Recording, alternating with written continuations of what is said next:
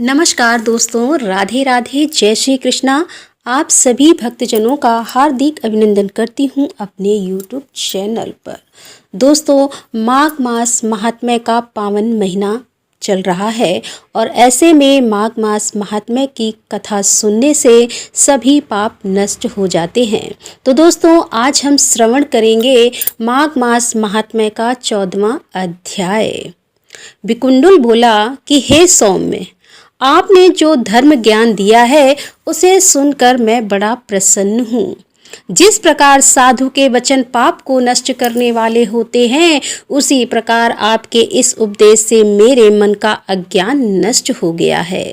जिस तरह चंद्रमा अमृत वर्षा करता है, उसी प्रकार सज्जन उपदेश करते रहते हैं। हे नाथ, अब कृपा करके वह उपाय बताइए जिससे मेरा भाई कुंडल उस घोर नरक से मुक्ति प्राप्त कर सके।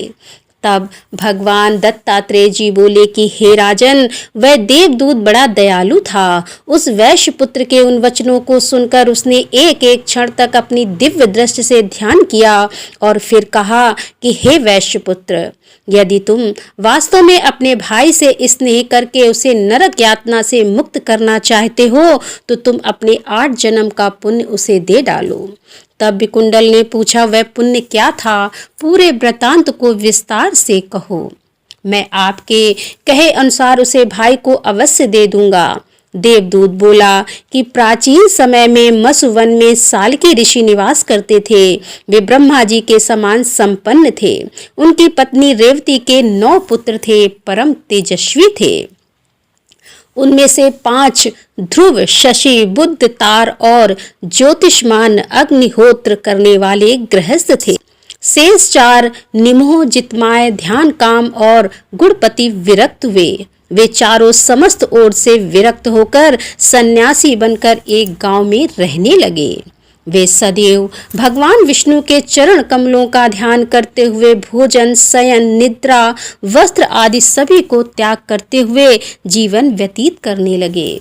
उन्होंने सब कर्म त्याग दिए, चराचर का विष्णुमय देखते रहते। उस समय तुम मत्स्य देश के रहने वाले गृहस्थ ब्राह्मण थे।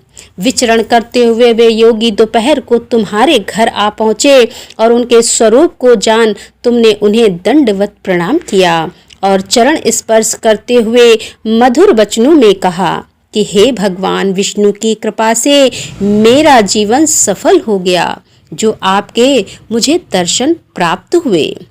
तब तुमने स्नेह के वशीभूत होकर उनके चरण धोए और चरणामृत पान किया। उन सन्यासियों के चरणामृत के प्रभाव से तुम्हारे 7 जन्म के पाप एकदम नष्ट हो गए। वे परमहंस रात्रि को तुम्हारे ही घर विश्राम करते हुए विष्णु चरणों के ध्यान में मग्न रहे।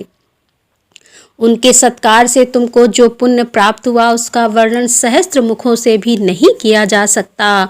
भूतों से प्राणी, प्राणियों से बुद्धिमान, उनसे मनुष्य और मनुष्यों में ब्राह्मण श्रेष्ठ है।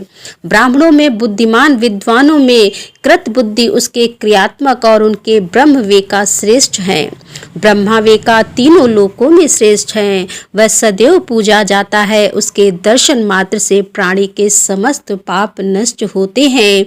यही तुम्हारे 8वें जन्म का पुण्य है। इतना सुन विकुंडल ने अपने भाई के लिए अपने उन पुण्यों को दे दिया।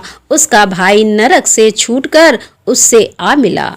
वे दोनों दिव्य लोक के सुखों को भोगने लगे। इस इतिहास को पढ़ने और सुनने से सभी पाप नष्ट होते हैं। तो बोलो, प्रेम से बोलो विष्णु भगवान की जय।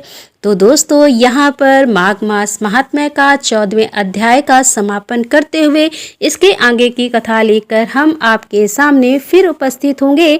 तब तक के लिए राधे राधे, जय श्री कृष्णा, हर हर महादेव, जय भोलेनाथ की।